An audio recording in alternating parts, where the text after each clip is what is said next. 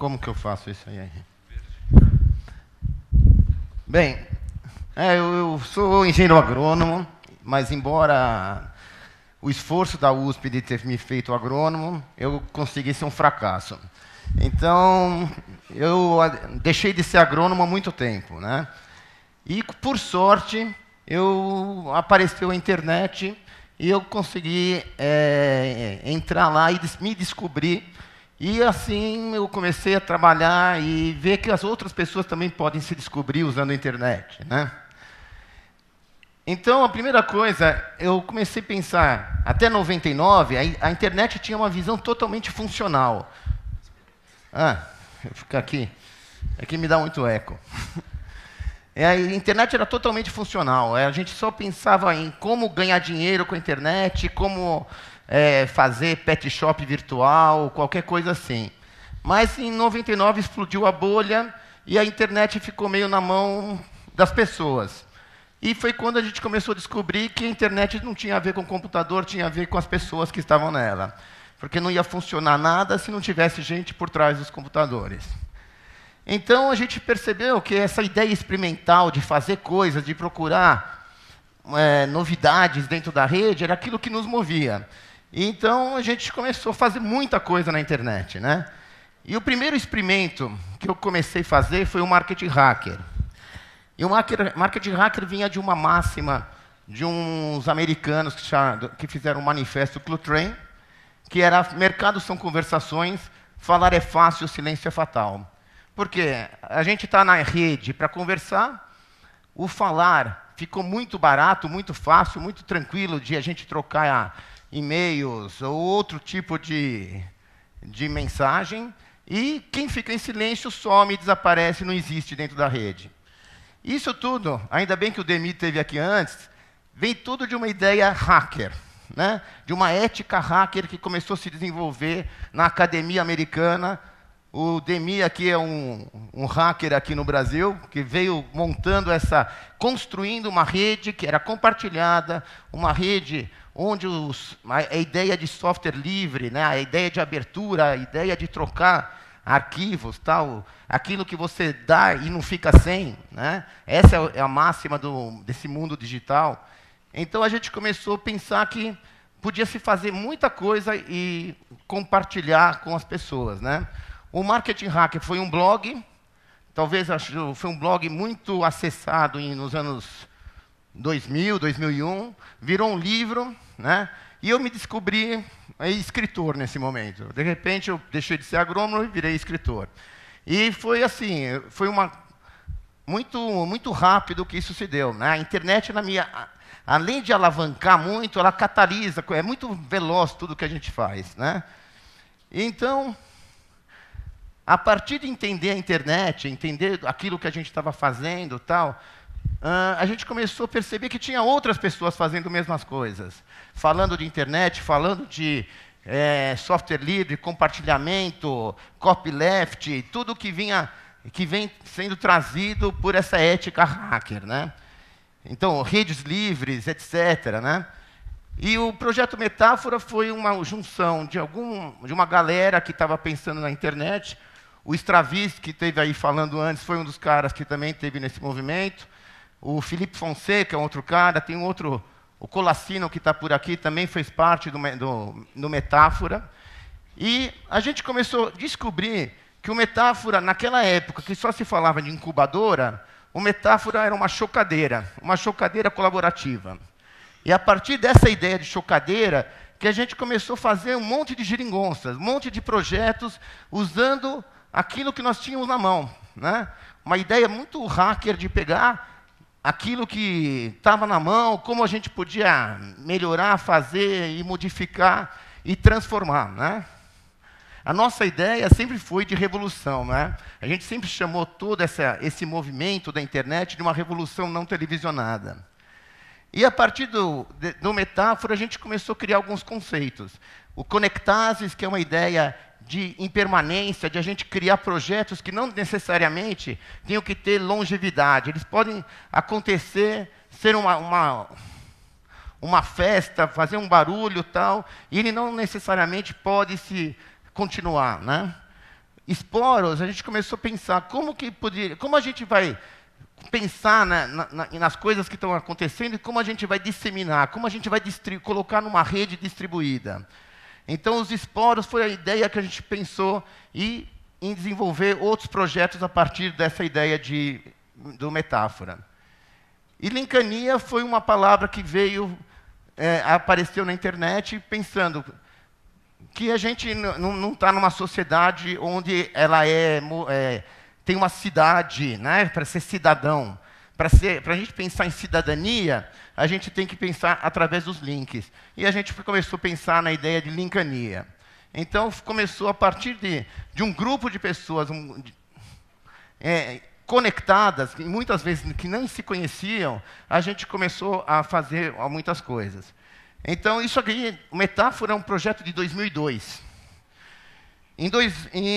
Quando a gente começou a perceber que isso daí era muito mais do que só um projetinho, uma ideia, tal, era um fenômeno social, as pessoas estavam realmente envolvidas dentro da rede, envolvidas dentro desse mundo digital, a gente percebeu que a gente tinha uma multidão. Multidão é um conceito do Negre, né, de um filósofo. E a gente começou a perceber que isso é um monstro, né, uma coisa que emerge dentro da rede e os projetos, as ideias começam a emergir de uma forma muito rápida. Hoje em dia a gente se produz mais na rede do que se consome. Você coloca-se mais, eu acho que por segundo se coloca 24 horas no YouTube. 24 horas de vídeos. Isso cada segundo que está se colocando isso daí. Então, a enormidade de produção cultural, ela é muito louca, né? Então a gente começou a pensar, essa multidão hiperconectada, ela é transformadora. E aí vem um terceiro experimento, que vem do Metáfora, ele é um esporo do Metáfora, que é a ideia do meta-reciclagem. O meta-reciclagem, quando nós começamos a receber computadores usados, e as pessoas não sabiam o que se fazer com isso. E a gente pensou, pegamos esses computadores, vamos dar uma garibada, colocar software livre, conseguir uma reutilização desse computador por mais tempo, e a gente consegue colocar em programas de inclusão digital.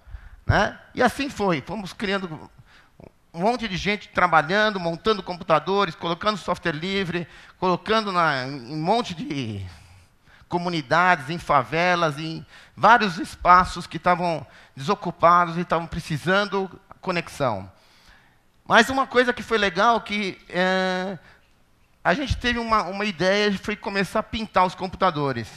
E quando a gente começou a pintar os computadores, a gente não estava entrando lá numa favela colocando o computadorzinho para o pessoal. Não, a gente ia lá, fazia uma oficina. Essa oficina era transformadora no sentido que a gente punha uma interface artística na história e os caras ficavam com os computadores. Podiam ser defasados, mas funcionando. A experiência de internet naquele momento era muito legal e, ao mesmo tempo, eles recebiam um lugar bonito, uma obra de arte. Né? Isso a gente fez em muitos lugares, tal, até perceber que o meta-reciclagem não podia, a gente não ia aguentar, como um movimento, ficar fazendo isso. O meta-reciclagem nunca quis se tornar uma ONG, se tornar alguma coisa. A gente quis continuar como um movimento. E como movimento, a gente percebeu que a gente estava fazendo política pública. Né?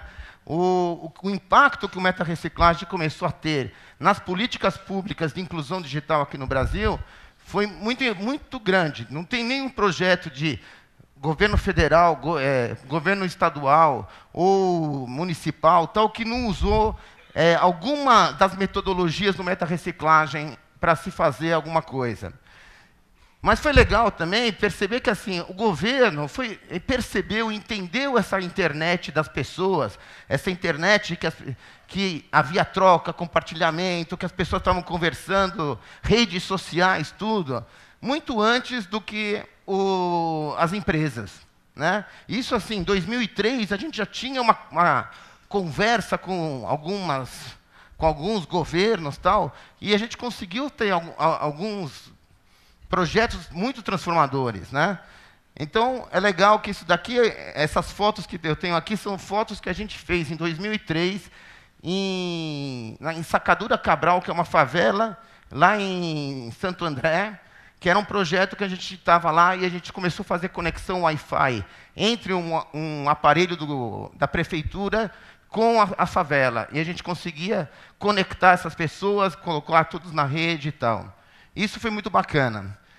E a partir de 2005, eu comecei a trabalhar com esse movimento da Web Lab, né? Que aí já é um grupo um pouquinho diferente. A gente veio aqui para a Universidade de São Paulo, a gente está na Escola do Futuro, e a gente conseguiu, a partir daqui da USP, coordenar todo o conteúdo do Acesso a São Paulo, então toda a formação de monitores, todo o portal, tudo que a gente faz para o Acesso a São Paulo, que é o maior programa de São Paulo de inclusão digital.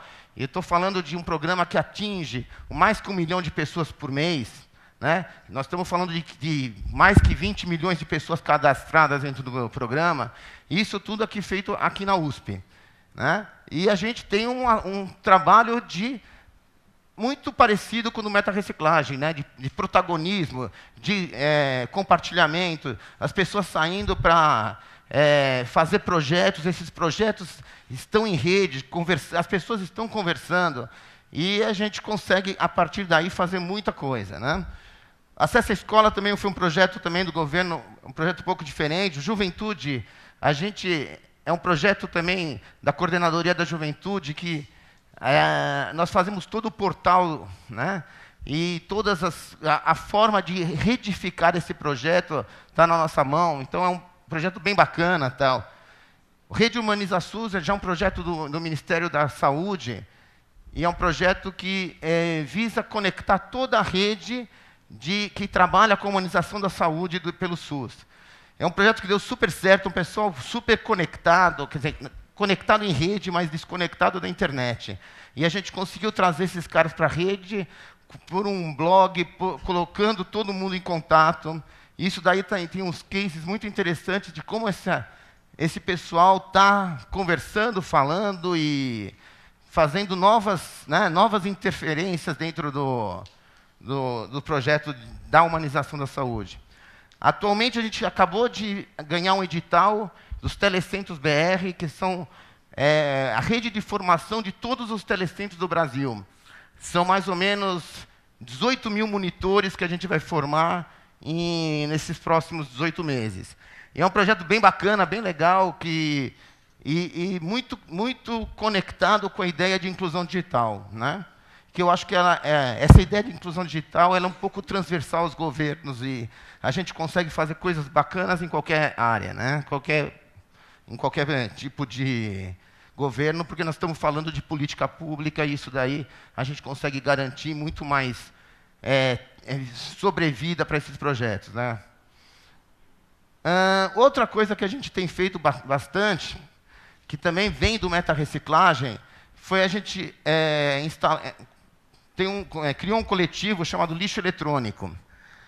E esse coletivo a gente criou há 2 anos, mais ou menos, e tinha a ideia de se fazer com ele um debate, abrir um debate sobre o lixo eletrônico. Porque a gente pensa que, por um lado, a gente trabalha com inclusão digital, né? A gente fomenta cada vez mais a entrada de computadores para as pessoas, né? E, por outro lado, se cria um lixo absurdo, né? Como eu vou tratar esse lixo? Como eu vou fazer com que esse lixo possa ser descartado de forma legal, né? Que esse descarte não vá para a China e seja moído lá na China e jogado em qualquer lugar. Então, a gente começou a trabalhar essa ideia. Nós fizemos um manifesto, porque o lixo eletrônico tinha sido retirado da Política Nacional de Resíduos Sólidos, que foi votada agora e foi sancionada pelo Lula. Mas tinha sido retirado o lixo eletrônico desse projeto-lei. Nós fizemos um manifesto, conseguimos que o lixo eletrônico voltasse para para esse projeto-lei.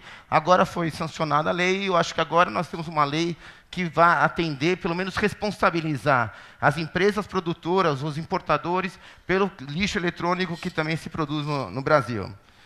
Outra coisa que a gente trabalha muito é a ideia de reuso, não só o reuso da máquina, a reutilização da máquina, mas o reuso de peças que foram utilizadas durante o uso do computador, mas motorzinhos e rolimãs e outras coisas que tem dentro do computador que você pode desmontar e usar como motorzinho para fazer robôs, para usar como em oficinas, para se fazer outras bugigangas e etc. Né?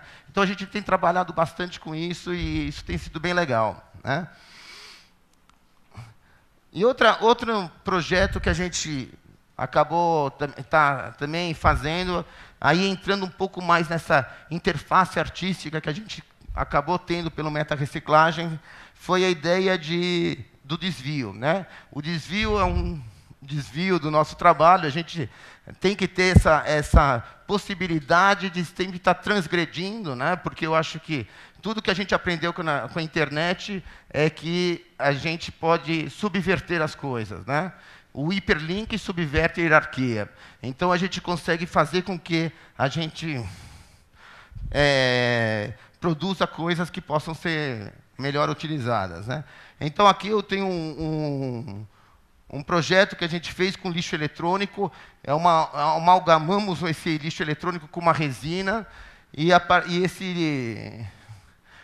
dentro dessa estrutura, nós colocamos uma rede sem fio, e é uma rede que não se conecta à internet. A gente se conecta a uma intervenção que o nosso grupo acabou fazendo para se mostrar que nem sempre você precisa ter a internet para se conectar. Muitas vezes você tem que ter redes que conversam com outras redes. Né? Então, esse projeto, a gente ganhou uma menção honrosa no Prêmio Sérgio Mota, e a gente tem feito outras coisas com gambiologia, que é um pouco a arte de fazer, de fazer as coisas que a gente está afim de fazer. Né? E o que se pode fazer, né? Com as bugigangas que a gente tem, etc. Então, a gente começou a brincar com essa ideia de gambiologia, e é uma interface bem legal de poder discutir como que a arte entra e a tecnologia se conversam, e como a gente pode, ao mesmo tempo, ser hacker, tanto na tecnologia, como no conhecimento, como na arte, como a gente pode transformar o mundo, sabendo usar as ferramentas que a gente tem à disposição.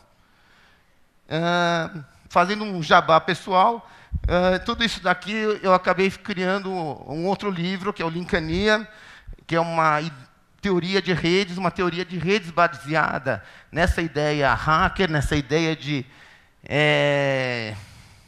colaboração, generosidade, conversações, a rede que a gente faz sendo humano. Né?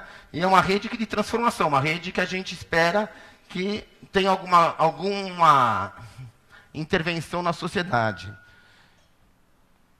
Então, acho que é só isso aí que eu tenho para falar. Eu sou Hernani de Mantas, eu estou na escuta, e eu espero que a gente consiga continuar esse papo em outro lugar. Legal.